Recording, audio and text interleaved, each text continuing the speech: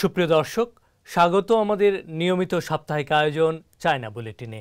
আপনারা জানেন, চীন সম্পর্কিত গুরুত্বপূর্ণ খবরাখবর নিয়ে সাজানো আমাদের এই অনুষ্ঠান। চীন আমাদের পরম বন্ধু এবং প্রতিবেশী দেশ, তাই চীনের উল্লেখযোগ্য খবরগুলো বাংলাদেশের দর্শকদের কাছে তুলে ধরতেই চায়না মিডিয়া গ্রুপ সিএমজির এই বিশেষ আয়োজন। সঙ্গে আছি আমি শাহানশা রাসেল। দর্শক, শুরুতেই সপ্তাহের বিশেষ খবর। বিগত ৫ বছরে ম্যাকাওয়ের অসাধারণ সাফল্যের প্রশংসা চীনের প্রেসিডেন্ট শি জিনপিংয়ের। চীন ও দক্ষিণ কোরিয়ার পররাষ্ট্রমন্ত্রীদ্বয়ের ফোনালাপ। এনপিসি স্থায়ী কমিটির অধিবেশনে চীনা আইন প্রণেতারা। কানাডার কিছু ইনস্টিটিউট ও কর্মীর বিরুদ্ধে পাল্টা ব্যবস্থা নিবে চীন। বাণিজ্য সম্পর্ক আরও জোরদারে সম্মত চীন ইতালি। তথ্য ও সংস্কৃতি বিনিময়ের উদ্দেশ্যে বাংলাদেশ চীন আপন মিডিয়া ক্লাবের যাত্রা শুরু। এবার জানিয়ে দিচ্ছি বিশেষ সংবাদ। ম্যাকাওয়ের মাতৃভূমিতে ফিরে আসার ২৫ বছর এবং ম্যাকাও বিশেষ প্রশাসনিক অঞ্চলের ৬ষ্ঠ দফা সরকারের অভিষেক উদযাপন করা হয়েছে। এ উপলক্ষে চীনের প্রেসিডেন্ট শি জিনপিং ম্যাকাও সফর করেন এবং সংক্ষিপ্ত বক্তৃতা দেন। ম্যাকাও চীনের মুক্তা উল্লেখ করে তিনি বলেন, ম্যাকাওয়ের উন্নয়ন এবং ম্যাকাওয়ের বাসিন্দাদের কল্যাণ নিয়ে তিনি সচেতন।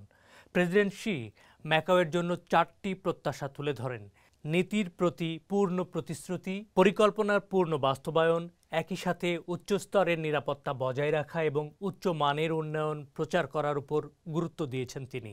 শি গত ৫ বছরে ম্যাকাওয়ের অসাধারণ সাফল্যের প্রশংসা করে বলেন, ম্যাকাও অর্থনৈতিক বৈচিত্র্যকরণের সঠিক পথে নতুন অগ্রগতি অর্জন করেছে এবং জনগণের কল্যাণ উন্নত করার ক্ষেত্রে একটি নতুন স্তরে পৌঁছেছে। ম্যাকাও মাতৃভূমিতে ফিরে আসার ২৫ বছর ম্যাকাও বড় পরিবর্তনের মধ্য দিয়ে ঘটেছে এবং এর আন্তর্জাতিক মর্যাদা উল্লেখযোগ্য হারে বৃদ্ধি পেয়েছে। ন্যাশনাল পিপলস কংগ্রেস এনপিসির স্ট্যান্ডিং কমিটির চলমান অধিবেশন চলাকালীন চীনের সিনিয়র আইন প্রণেতারা রোববার প্রতিবেদন শোনার জন্য মিলিত হন। এনপিসির স্থায়ী কমিটির চেয়ারম্যান চাও ল্যাচির অধিবেশনে পূর্ণাঙ্গ বৈঠকে অংশ নেন।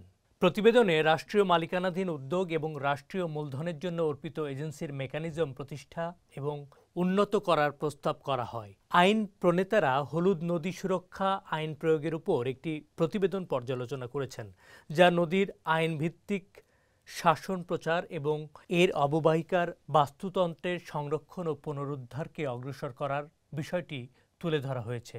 বৈঠকে দুর্যোগ প্রতিরোধ, প্রশমন ও জরুরি ব্যবস্থাপনার জন্য আর্থিক তহবিল বরাদ্দ ও ব্যবহারের বিষয়ে একটি প্রতিবেদনও আলোচনা করা হয়। প্রতিবেদনে রাজস্ব নীতি ও ব্যবস্থার উন্নতি এবং তহবিল বরাদ্দ মডেল অপটিমাইজ করার প্রস্তাব করা হয়েছে। সভায় কৃষিজমি সুরক্ষা, আইনি রেকর্ডিং এবং পর্যালোচনা, জনগণের মধ্যে ঘটে যাওয়া অসদাচরণ ও দুর্নীতি মোকাবেলার বিষয়েও প্রতিবেদনও শোনা হয়। চীনা কমিউনিস্ট পার্টি সিপিসির কেন্দ্রীয় কমিটির পলিট ব্যুরোর সদস্য দেশটির পররাষ্ট্রমন্ত্রী ওয়াং ই গেল মঙ্গলবার দক্ষিণ কোরিয়ার পররাষ্ট্রমন্ত্রী জো তাই রাইওয়ালের সঙ্গে ফোনালাপ করেন।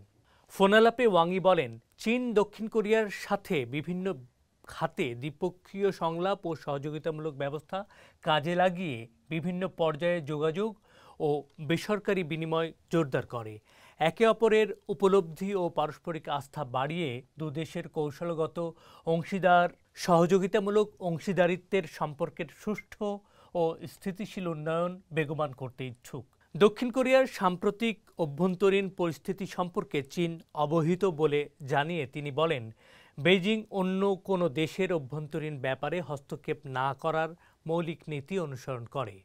ওয়াং ই আরও বলেন, চীন দক্ষিণ কোরিয়ার বাণিজ্য ধারাবাহিকভাবে সম্প্রসারিত হচ্ছে।